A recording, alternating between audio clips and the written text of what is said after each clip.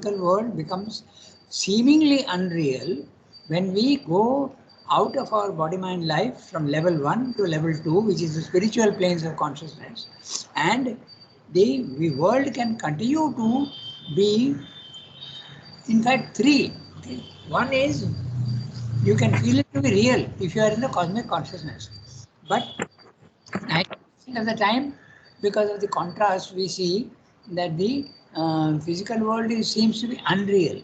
But here also there is a gradation: total unreality and also like images. Okay. The images on a screen, on a cinema screen, are not absolutely unreal because they produce so many emotions in you. So something.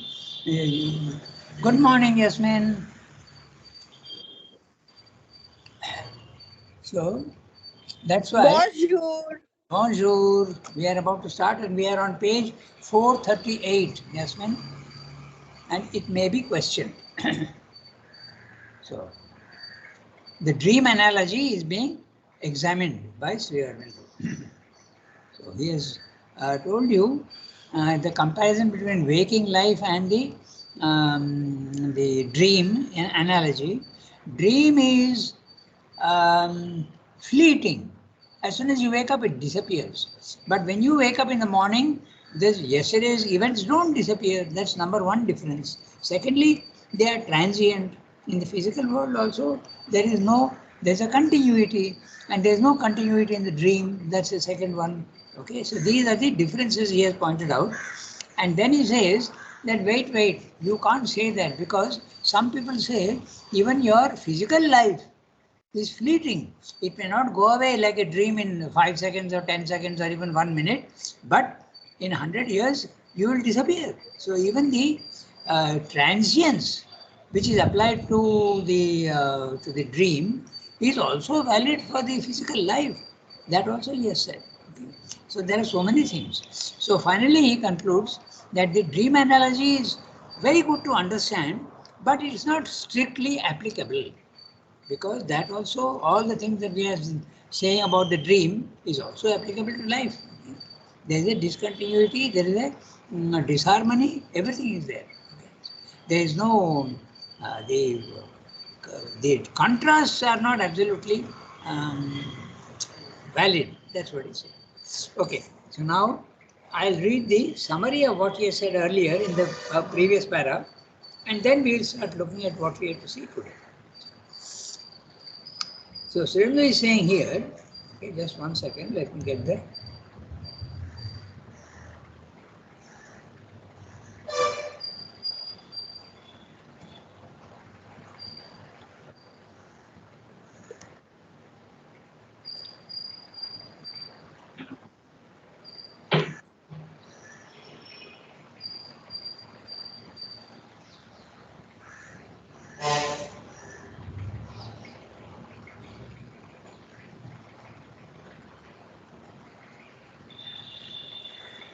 Yeah, I got it. Okay, so what he's saying in this previous para. Now we shall examine the analogy of dream and waking life. So, why is dream felt to be unreal? That's what Srindu discusses first. First of all, because the transition from sleep to waking life creates the non-validity of the dream. Okay? You feel that the dream is unreal. But this is not a sufficient reason for unreality because both could be logically real. That's what he's saying. It's like going from one room to another room. When you have gone from room A to room B, the experience of room A is no more there with you. But that doesn't mean to say that it wasn't real. So this is the first argument and the answer to that. Secondly, there is no continuity in dream, whereas waking life has continuity. There is no antecedent or any sequel in dream. There is no connection. This is what normally people think. There are many children who tell me that I can continue my dream the next day. I don't know if that is true, but they do say that. Not one, many children say that. Okay. If each night the dream would continue where it left off, then the analogy would be valid. That's what Sridhar is saying. Then thirdly, there is no coherence in dream, whereas Waking life has coherence. There are objections that state the man's waking life as evanescent. Okay, there you are. So, thirdly, there is no coherence in dream. There seems to be totally no coherence. Sometimes you can experience you are flying, which doesn't exist in the physical world. Sometimes you have dream which uh, uh, animals are even talking, okay? But by waking life, it doesn't happen, so no coherence. Then Sundar is saying, there are objections that state the man's waking life as evanescence and no coherence and solid meaning. This criticism, Sundar says, has no validity because inner has solid coherence and even the outer life is coherent in its events. So, so that's what she's saying. Fourthly, there is no control in dream, whereas waking life seems to possess an element of control. This is another reason for the supposed unreality of the dream.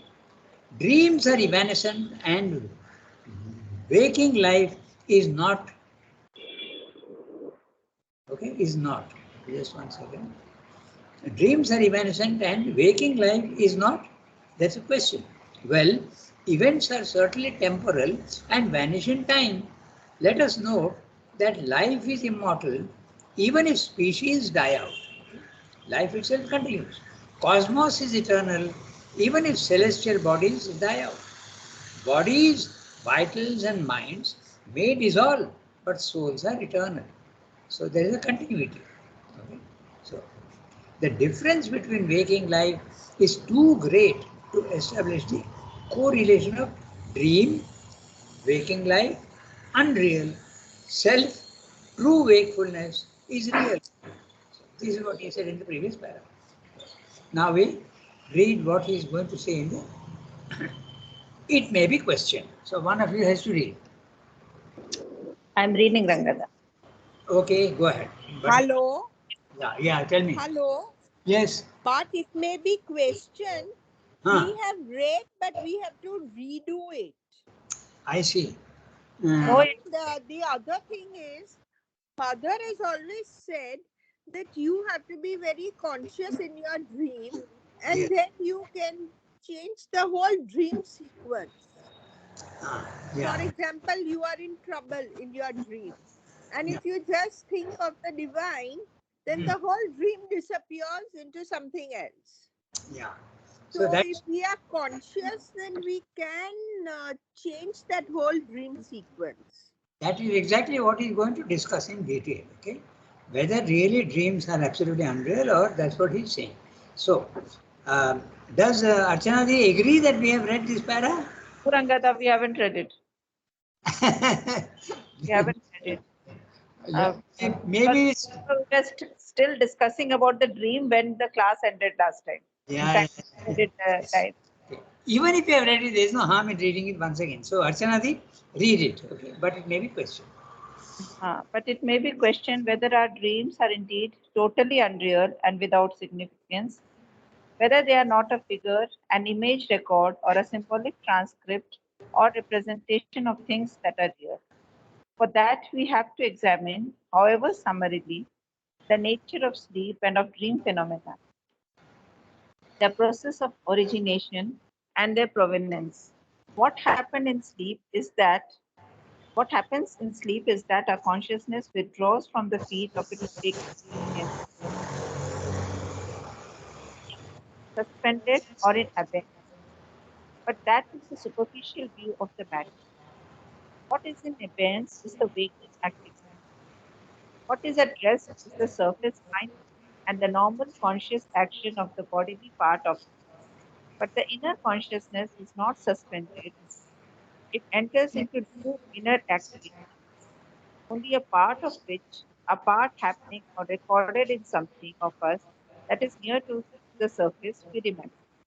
There is maintained in sleep, just near the surface, an obscure subconscious element which is a receptacle or passage for our dream experience, and itself also a dream builder. But behind it is the depth and mass of the subliminal the totality of our concealed inner being and consciousness, which is of quite another order. Normally, it is the subconscious part in us, intermediate between consciousness and pure intention, that sends up messages there its formation in the shape of dreams and structures, marked by an apparent inconsequence and incoherence. Many of these are primitive structures built upon circumstances of our present life, selected apparently at random and surrounded with a fantasy of radiation. Others fall back the past or rather selected circumstances and persons of the past as a starting point for similar fleeting ideas. There are other dreams of the subconscious which seem to be pure fantasy without any such initiation or basis. But the new method of psychoanalysis, trying to look for the first time into our dreams with some kind of scientific understanding, has established in them a system of meanings, a key to things in us which need to be known and handled by the waking conscious. This of itself changes the whole character and value of our dream. It begins to look as if there was something real behind it, and as if true that something were an element of no mean practical. Importance. Archana ji, your internet connection is not very strong. It's vacillating and sometimes we are missing the words.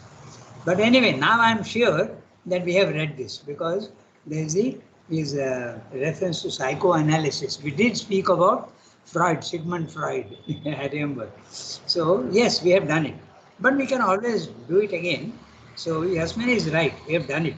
Okay, so I don't remember. And that's why I think I'll keep a record now from now on a notebook. Okay, because we are putting on the chat, but somehow or other it doesn't seem to remain. Okay, so now Swendra is discussing the nature of the dream. I read each sentence. We have done this before, but we'll see what he is saying.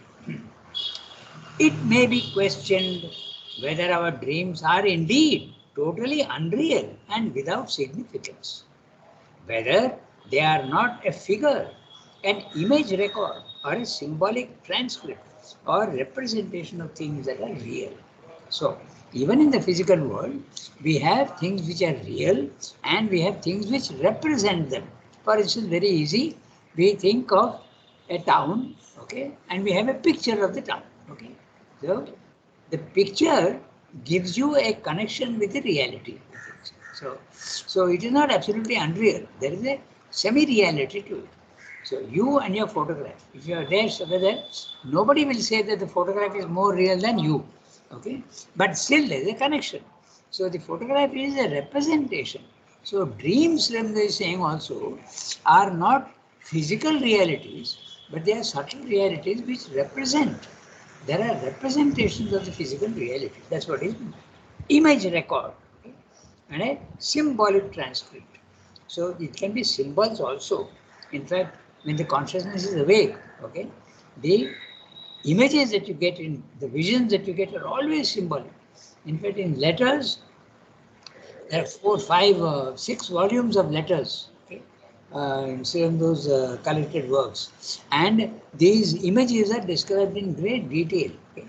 There are all sorts of symbols. There are symbols which are real, then there are representative symbols, there are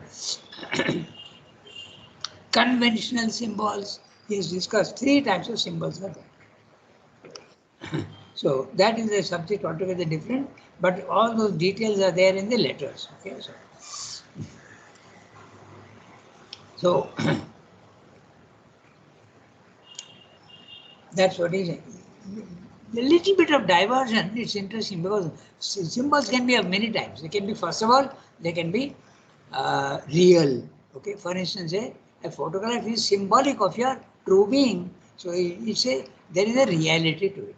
Then there are other symbols which are built up, like for instance, a mountain represents a height.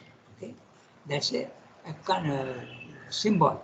Now there's conventional symbols which you assign to yourself. For instance, the red traffic light. Okay, it is symbolic of, it is telling you to stop. But this is a conventional symbol. Okay, It's not just a red light. It is giving you a message. Okay. So it's a conventional symbol. Similarly, there are so many other things also which are conventional symbols. Okay. A tiger, for instance, if you see in a dream, it represents force. Okay. And you see something else, it represents something else.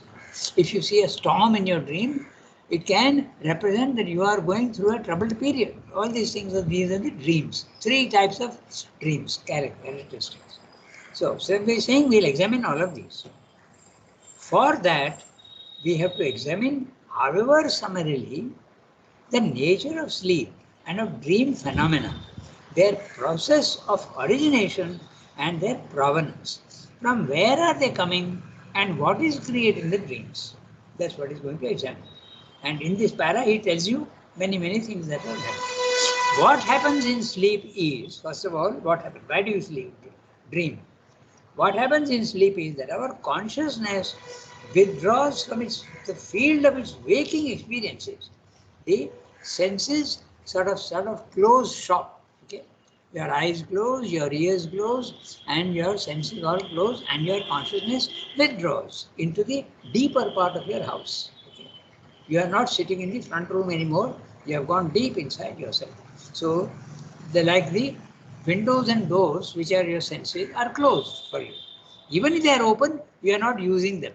You have gone inside. Your consciousness has gone inside. You are experiencing the reality of the inside and not the outside. So what happens in sleep is that consciousness withdraws from the field of its waking experiences. It is supposed to be resting, suspended, or in abeyance. Normally that's what people say, that he is resting, or it is suspended, or in abeyance. But that is a superficial view of the matter. What is in abeyance is the abeyance means becoming less, no? So is the waking activities. The waking activities have become less and they have gone inside. What is at rest is a surface mind. So the surface mind is not working anymore. Surface mind. But there is an inner mind, and that we will talk about just now. And the normal conscious action of the bodily part of us, the normal conscious action of the body. So the body is resting, the mind also is not working anymore. All these things are not working anymore. They are suspended or in abeyance. It enters into new inner activities. It's like going from your front room to your inner rooms. Okay, it's a totally different thing. Only a part of which, a part happening or recorded in something of us that is near to the surface. We remember. Only those things which are some record of it comes out to the surface, we remember. Otherwise, the rest we forget. There is a tendency to forget. There is maintained in sleep, thus near the surface, an obscure subconscious element, subconscious, part conscious, part unconscious, which is a receptacle. It's a receptacle, a vessel, okay? It receives things, a receptacle or passage for our dream experiences, and itself is also a dream builder. And what is that? He explained. But behind it is the depth and mass of the subliminal, the totality of our concealed inner being and consciousness, which is of quite another order. So in this sentence, he has told you, not very clearly, but in other places it's very clear, there is a surface consciousness in you. Then, if you go inside, you come to the inner mind, inner vital, and inner physical. That's the second layer, subtly, slightly more subtle. But behind the inner mind is what is calling the subliminal. The subliminal or the intra-conscient, which is got, you enter into the cosmic consciousness. Okay? To explain this phenomena, I have told you to imagine your house. Na? It's very useful image. Okay? You are sitting in your front room, you are in your waking consciousness. You are watching from your doors and windows the action taking place in the streets, but very limited. You are seeing only what is happening in the streets. What is your senses are telling you? Very limited. You don't know what's happening 100 meters away. Very limited. Now you go into your inner being, okay, and then you go out at the back of your plot. This is the I like to put it as a kitchen garden. It's open to the sky. So in your intra-conscient, You are in touch with the cosmos because it's open to the sky. That's a very useful image to understand what the intraconscious is. So when you are open to the sky, everything that is there can come into you. It is the intraconscious is very similar to the internet. Okay. The only difference is in the intraconscious, all the events that are taking place all over the world are available to you. But in our physical internet, it has to be posted by human beings. That's the only difference. But if it is posted, it's available to you. Okay. And note also that the internet can have also a lot of mistakes. Okay. Exactly in the same way Srendu says, the intraconscious also, there's a lot of truth in it, but also there is mixture of unreality. Okay, there's falsehood also there. So you have to be very judicious, and you have to be very alert to be able to distinguish. Viveka, discrimination has to be there. So this is the description of the intraconscious. That or the intraconscious is a big dream builder. Not only the subconscious, but the intraconscious also. Okay? So I read that sentence again, you will see the three layers. There is maintained in sleep, thus near the surface, not on the surface, near the surface, an obscure subconscious element, which is a receptacle or a passage. It's a passage. It's a second level of our dream experiences, and itself is a dream builder. Okay? The subconscious is a dream builder. But behind it is the depth and mass of the subliminal, that's the intraconscious. So three layers. There's a surface consciousness, there's the subconscious, which is a passage to the intraconscious, and the last is the intraconscious, which is behind depth and mass of the subliminal. So very clear, you are in touch with the universe. The totality of our concealed inner being and consciousness, which is of quite another order. Totality, not the word totality. Okay? Normally, it is the subconscious part in us, intermediate between consciousness and pure inconscience, okay, that sends up through this surface layer its formations in the shape of dreams. The subconscious is the one that sends up these dreams, mostly. Constructions marked by an apparent inconsequence and incoherence. That's why there is very often incoherence. Many of these fugitive structures built upon circumstances of our present life, whatever you have experienced in your waking life, they go down and come up also in very funny combinations. That's what Srendra is saying. Many of these are fugitive structures. Fugitive because as soon as you wake up, you may remember, but after 1 hour, it's gone, finished. You may not even remember. Fugitive. Very transitory. Many of these are fugitive structures built upon circumstances of our present life. In the waking life, what you have seen, they go in. Selected apparently at random. Two things may get completely mixed up and present itself as one event. Okay, that's it. And surrounded by with a fantasy of variations. All sorts of variations can come. Okay? Because it is fluid and it is subtle, so there can be a mixture of all sorts of. If two events are there which are totally unconnected in your waking life, okay, they can get combined in your dream. Like, I'll give you an instance. You are coming from knowledge, and at the corner of that place there is a coffee shop, okay? And many people drink coffee and tea there at that place. So you note that it enters into your consciousness, but you are not bothered about it, and you go on and come home. On the way, you meet your friend. Now, in your dream, you may see your dream and you having coffee there. That's what Srendra is saying. Okay? Selected apparently at random and surrounded by fantasy of variations. They can combine and present themselves as one. This is what Srendra is saying. Others call back the past.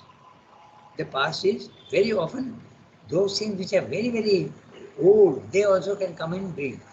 Or rather, selected circumstances and persons of the past as a starting point for similar fleeting edifices. I remember when my mother passed away, I was a young boy, 15 years old. And I used to see her dreams, she's coming, and so all those things keep coming back. and sometimes they can be very interesting dreams also. So they can be symbolic also. So that's what they're saying. All sorts of combinations are possible. I remember, I'm mentioning this because it's interesting how things get transformed in the waking life mind. Okay? I used to see in dreams, okay, she's coming to me and saying, why am I being burnt? I'm alive. Now, that would surely be partly true because the body is being burnt, but the um, mind and life and the soul inside the subtle body is not being burnt. So this sort of thing can also happen. All sorts of funny things can happen. But they always have either some element of truth or they can be symbolic. I read the next paragraph, next sentence. There are other dreams of the subconscious which seem to be pure fantasy, okay, without any such initiation or basis. I've seen it may not correspond to anything in the waking life, but you can have all sorts of, as I told you, I've seen sometimes animals talking to me. Okay, so that's what it is, pure fantasy, which has no relation to your physical life. There are other dreams of the subconscious which seem to be pure fantasy without any such initiation or basis. No basis in waking life. But the new method of psychoanalysis, he is referring to the Sigmund Freud, trying to look for the first time, okay, into our dreams with some kind of scientific understanding, has established in them a system of meanings, a key to things in us which seem to be known and handled by the waking consciousness. This of itself changes the whole character and value of our dream experience. It begins to look as if there were something real behind it, and as if too that something were an element of no mean practical importance. So for the Western psychology, Sigmund Freud's discovery that your dreams are indicative of certain inner conditions was a huge discovery. But in India, it was nothing at all because you know that the inner realities are there. In fact, in one of the letters, Srendu says Sigmund Freud's dream analysis is the beginning of psychology. It is like you are just beginning. He uses these words. Huh? It's like the A, B, C, C-A-T, cat. Okay, B-A-T, bat. This is what Srendu says. That is as simple as that. Sigmund Freud's psychoanalysis. But for them, it's a huge thing. Of course, 100 years have passed and now Western psychology also has come a long distance. Okay. But this is what he says. So at that time, it was a huge discovery. That's why Carl Jung, who was his student actually, did not agree with him at all. Okay. They parted company afterwards because he was laying too much stress on the sex aspect, which is not true at all because sex is only one element of the human nature. A very, very limited human nature, and all the other things are being neglected by Freud. So that's, I remember now we have done this part. So we have 8:20, we have got 15 minutes. We'll read the next one. Rangada, Yeah, tell me. Tell me. Rangada, can you hear me? Yes, I can hear you. In one letter, Sherwin has criticized Sigmund Freud's way of analysis. I don't remember the exact words, but he says like he is dealing with a burst of elements, vital elements when he's doing this dream analysis about Freud. With the name he has mentioned, Sigmund Freud. No, he has not used the name. Yeah, he has not used the name, but it's very clear what he's saying, what he's meaning. Because at that time, in one of the letters, I read it when I was in college and it was discussed among us. Because being in medical, it was something important, and so we had long back. So I don't remember exactly where, but he has discussed about this. That's what I'm referring to. Okay, he says, in fact, he says these dream analysis of Sigmund. He doesn't use the word Sigmund Freud, but it is like, as I told you, is the beginning, the very, very beginning. Okay, Srimad is also using the same word here also. The beginning. Okay, it's like C-A-T. C-A-T is cat. As simple as that, like primary lessons of grammar. He says it is as simple as that. It's much more complicated than that. And now he will describe more of that inner consciousness. What are the? They can be very, very symbolic and very, very indicative. Okay, that's what it is. So let's read the next one. Yasmin, will you read the next one?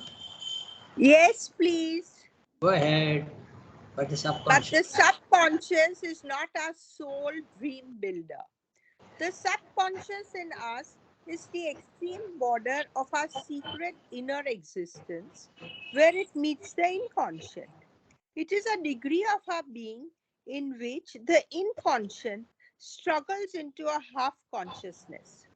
The surface physical consciousness also, when it sinks back from the waking level and retrogresses towards the inconscient, retires into this intermediate subconscious, or from another point of view, this nether part of us may be described as the antechamber of the inconscient through which its formations rise into our waking or subliminal being. When we sleep and the surface physical part of us, which is in its first origin here and output from the inconscient, relapses towards the originating inconscience. It enters into this subconscious element, antechamber or substratum, and there it finds the impressions of its past or persistent habits of mind and experience. For all have left their mark on our subconscious part and have there a power of recurrence.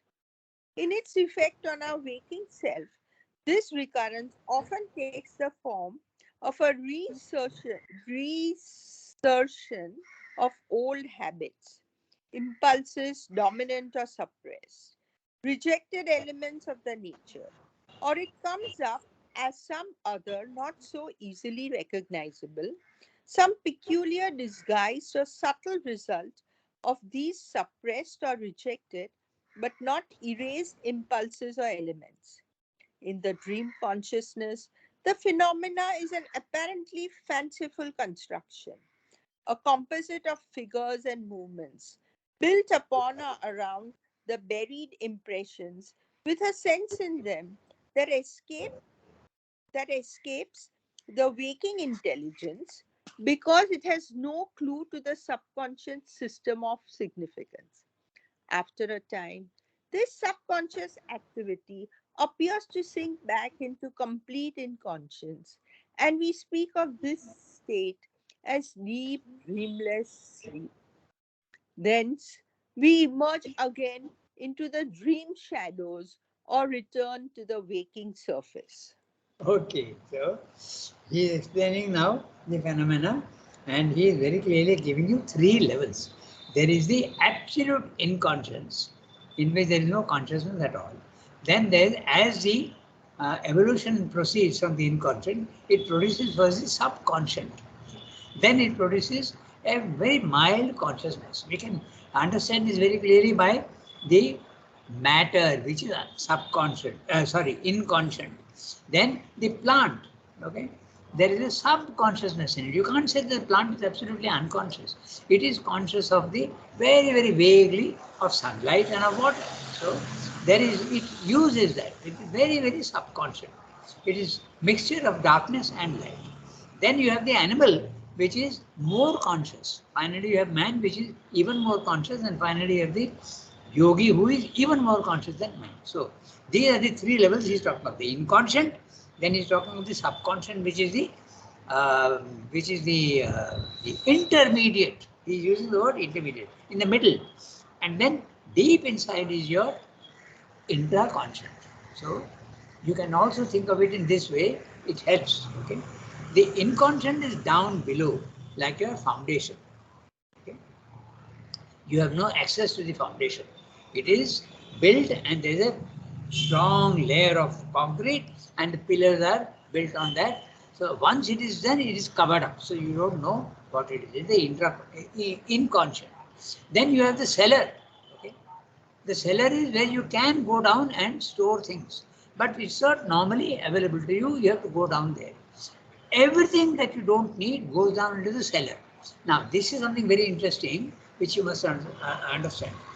In the Gita also we have that which once existed can never go out of existence. That which is never existing can never come into existence. So this is the other day also we were discussing that. Okay. So when something is rejected, we were talking of Temi Ben, if you remember. Okay. When something is rejected from the mind, it goes down into the vital. When it is rejected in the vital, it goes down to the body. It appears as a problem in the body. And finally, even when it is rejected there by yogic power, it goes down to the inconscient and remains there in seed form. Nothing, everything is recorded. This is the thing. Every event, that's why even history can be accessed if you have the power to go down into your intraconscious and access it. Okay? It's very interesting. It's not that only yogis can do it. I'll give you a very interesting thing which happened in America. It was a man called Edgar Casey. Okay? EDGAR, Edgar Casey, KAYCEE. It's available on the internet. Okay? So what happened to this man? It's a long story, but it's worth knowing because it led to tremendous discoveries. This man was a very ordinary person. Okay? He was an illiterate person, most probably. Not even properly literate, at least not educated at all. And he had a problem with his body, which the doctors could not find out. And they usually use the word psychosomatic when they don't know what the origin is. Okay, sometimes it does happen. Everything seems to be all right, all the organs are working, but the problem is the patient is suffering deep pain. It happened once to Prashant Khanna in Pondicherry. Severe stomachache, but nobody could say about it. Everything seemed to be okay. So psychosomatic. So this man also had the same problem, and he went to all doctors, and everybody said there's nothing wrong with you. Then finally, one man who was a hypnotist, he said, let me try hypnotism. So he told him that I'll try hypnotism. He said, fine. So he told him that I will count up to 10. That's a normal method. You don't resist me, and you will fall asleep and you will go into your inner being. They don't speak of the intraconscious temporal, but the inner being, and there you look and you may be able to find the cause of your pain. So he did that and he could find out. He said that there is something, one nerve is pinching somewhere or something like that. Okay, the details are not important, but he could understand where the pain is coming from. So then when he came out, the doctor had the hint and they could cure him. So now this became a very interesting thing, that things which are not available at the waking consciousness for doctors, but if you go down into another level, you can get the reason for the problems. Okay, so this became a very interesting thing, and he was made to, not only that, the next interesting thing is that he was used as an instrument for curing others also. And then the other also is not even sitting in the same room, but he can be sitting in another room. Finally, it happened that people in New York, okay, can be cured by the connection between the two and this Edgar Casey, and he could look into their intraconscious, okay, so which is what I mean by universal. The intraconscious is universal, okay. So this was, and he made 3,000 readings of the future also. This is a very interesting thing, and there's an Edgar Casey Institute in California, okay. No, sorry, Arizona. And it was very interesting because he made many predictions and many predictions came true. Okay. So in other words, when you go into your intraconscious, which is a dream builder, many things are real. Okay. You can see realities there. So that's what Surendra is mentioning here. 3 layers. The inconscient, which is the originator and the of all dreams, and there is the subconscious, and things which happen in the subconscious you can often remember and sometimes you forget. But there is the intraconscious, which is totally of a different category. That's what Sridhar is saying. Okay? So this is what he's saying. In this paragraph, and he is describing it as the antechamber. So it is nearly time. We have got only 4 minutes. Yeah, tell me. Hello? Yes, yes. Does that mean that everybody's intra-conscience is the same and that we don't have our each individual inner, physical, vital, mental? Your Is question. it something universal? Yes, but you can go through your individual vital to the universal vital. You can go through your individual mind to the universal mind. Jasmine, just like your individual body goes back into universal matter, exactly in the same way. Okay, that's right. Okay. So you can graduate from your inner, which is limited, the body is limited, and you can become pure matter at the universal level after you're dead. You are cremated or you are buried or whatever. Okay, you become matter exactly in the same way. The individual and the universal are very, very connected. Exactly. That is the reason why if I can also look into my intraconscious, I will know what's going on in you. I have the power to do that. That's exactly what happened with Edgar Casey. That's what I'm saying. Very interesting. Okay. And then the psychic, mother says the psychic knows everything. That's right. Okay. So, that's right. Otherwise, how can mother know what your problem is? Okay. When there were only about 30 disciples, mother used to go each night to everybody and see what their problem was. And now that problem becomes her problem and she deals with it. And she has the power to deal with it. So that's what she used to do. Every night she used to do that for all the sadhaks. But later on, when it grew to 500, 600, 700, 2000, that was not possible anymore. But that was what she was doing. The universal and the individual are very, very connected. That's a truth which we have to understand very clearly. but would mother do that now that she is no longer in a physical body? Yeah. Yeah, tell me. Can mother, since she's no longer in a physical body, can Yeah. she do that same thing even now with all of us, her children all over the world? This is a very interesting question that you are asking because that's exactly what somebody else also asked. Now, tell me, mother's individuality, the individual body, the individual vital, and the individual mind, do they exist now? They don't. No. Yeah. So it has become the universal thing. So there is a big difference between it. They have become the instruments of the divine. Okay. In fact, they have become the divine.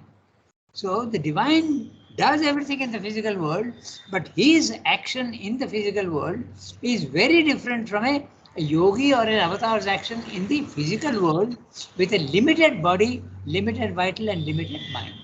There is a difference between the two. The action that an individual can do here is not the same that the individual, when universalized, can do.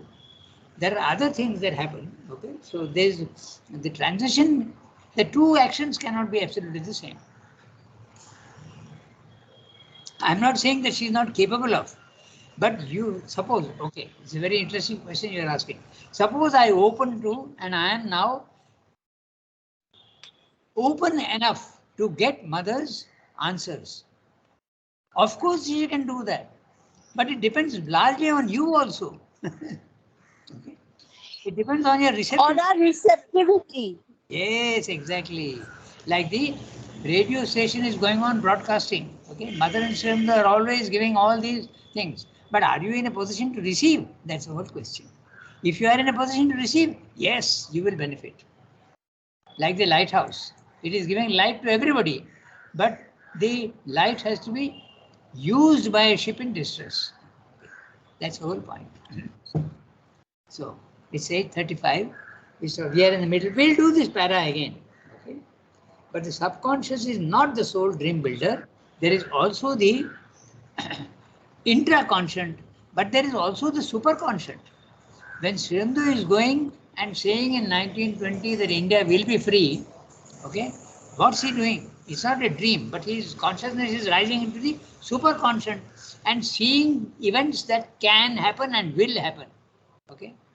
In the Life Divine, you remember he has used 3 words: imperatives, okay, possibilities, and actualities. Okay. So in the supermind, there are imperatives. This is bound to happen. That starts from there. But there is no time specification. It all happen, but it will happen in time. Okay. So it comes down. Then when it comes down to the overmind level, there are possibilities. That one thing which is imperative now becomes possible. That means it can become a reality after 5 years. It can become a reality in 1 day. So possibilities are there. Then finally, these possibilities become actualities. In the physical world, they become real. So that is the reason why when you go wrapped up in your consciousness, you are going to the imperative level. Okay, you are seeing that which is sure to happen, but you don't know when it will happen because it dilutes itself when it comes down. The one becomes the many. There's a dilution. So Sri Aurobindo could never say very clearly when it will happen. Okay. Nobody can say that because the possibilities you have to see everything. So he could see clearly India will be free, but there was no time limit given clearly. It did happen after 30 years. So that's it. Trikala Drishti. So we'll stop here today. It's a very interesting thing. And these are, when you think about all this, there is a certain clarity that comes in. Okay? So the supermind is the originator of all things, and what the supermind thinks of the blueprints or the archetypes, okay, they are sure to happen. But happen when is the question. Because supermind is outside time. But when you come down into the physical world, there is time and space, and everything gets diluted. So it can happen in 5 years, it can happen in 10 years, it can happen in 100 years, but it is sure to happen.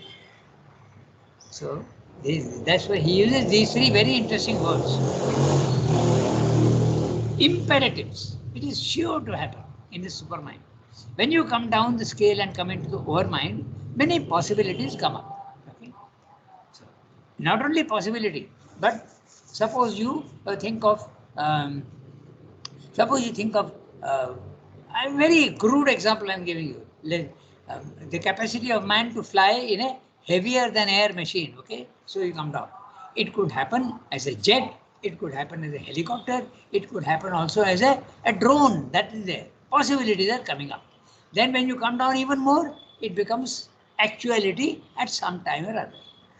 So this is the gradation that occurs. Okay, we stop here today. So very interesting way of looking at things. So okay, au revoir Yes, everybody. Okay, au revoir. Barabar. Have a nice day everybody.